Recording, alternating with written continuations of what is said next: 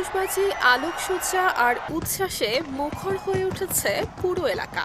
এভাবেই জমকালো আয়োজনে নতুন বছরকে স্বাগত জানালো পাকিস্তান। দেশটির লাহোর শহরের ঐতিহাসিক লিবার্টি স্কোয়ারে 2026 সালকে বরণ করতে হাজারো মানুষের ঢল নেমে আসে।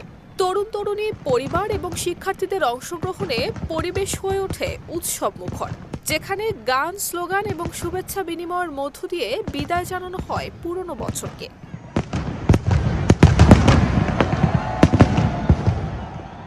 উৎসব ঘিরে জোরদার ছিল নিরাপত্তা ব্যবস্থাও।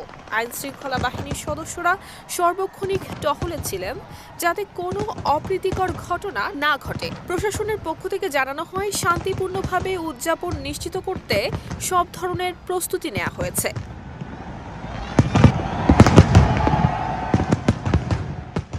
নতুন বছরকে কেন্দ্র করে অনেকেই দেশের রাজনৈতিক স্থিতিশীলতা, অর্থনৈতিক অগ্রগতি, সামাজিক ঐক্যের প্রত্যাশা ব্যক্ত করেন। সাধারণ মানুষের আশা, 2026 সাল পাকিস্তানের জন্য বয়ে আনবে নতুন সম্ভাবনা, শান্তি আর উন্নয়নের বার্তা।